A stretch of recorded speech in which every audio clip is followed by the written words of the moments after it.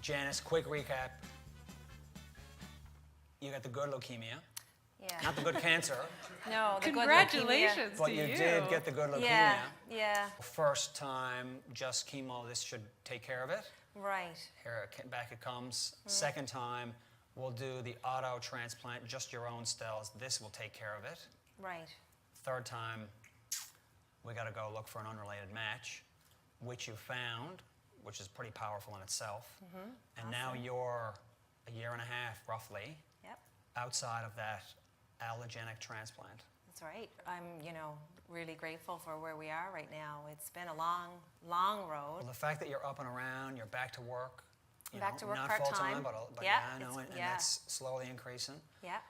And your little people are growing, and Yeah. they got their own lives, and they're growing into all that. So, I mean, managing that in itself is... Yeah, I mean, it's, they've grown up, a little bit. Just, I guess it's sad to say, with cancer as a part of our life, but especially my little guy. I mean, that is a part of our family. He was less than 2 when he started, and so he'd know all about hospitals and doctors and blood tests. They do. Like, they know words that they don't even realize are odd to know. I believe it. And they can get around the hospital here like no one else. So that's been a part, and that kind of has made me sad at times. Like, because you don't want that. You want your children to grow up in an ideal kind of setting, and everybody wants their children to be happy and without issues. But I do think it has promoted great strengths in them, and it's not that I would wish that, but there's a lot of resilience in children. When you look back at how you used to talk to your kids compared to how you talk to them now, how did you involve them in that discussion? Because I know, you live in Claremont, which is about an hour and 45 away from St. John's. You were in St. John's for long periods of time. Yeah. So Ian was playing solo daddy, and then in here on the weekends, and in here on the summers when he was off from teaching. So they were in and around, and Right. how did you manage the communication Well, side? it changes depending on, what we were doing and their age. There were times when we moved everyone in. We had an apartment, and we thought that was great, and it was. But then when you're really sick, it's not so great.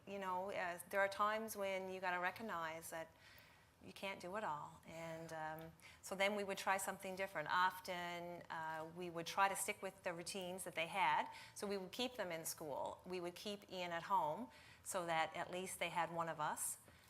We would try to keep things as normal as possible. And then they'd come in for an extended weekend, every weekend.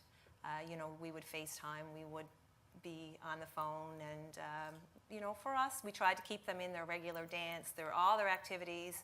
Sometimes it felt really not important, but I think it was. Yeah. Yeah. So, Yeah, I'm sure it was. Yeah. Normal. It's just a it new was normal for them. as normal as we could make it That's at that time. And there were other things that we couldn't do. We had to cancel. We canceled family vacations. There were a lot of disappointments along the way. We were pretty honest, and it depends on the age, but certainly my oldest needed more than my little guy, and you always have to be careful about how much.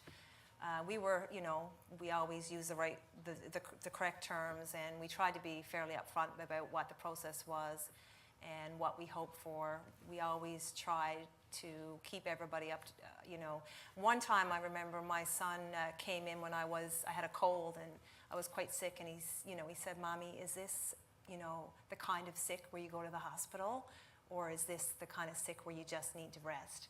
So it is important to be fairly upfront, I feel, for our family, and it has worked. My kids always knew where the ice cream was in the nurse's station, run for the ice cream. And when people would say, "How are you doing?" I would be very conscious of, I have 3 little people that are listening really carefully to what I'm saying. And my answer is very important. And if I want them to be positive, then I need to be positive, and I need to continue to project the same message to everybody. Well, it's a powerful example, I know, because we've gotten to see it for a number of years about how you guys are doing, and to see your little people slowly turn into bigger people, and how you guys manage those challenges.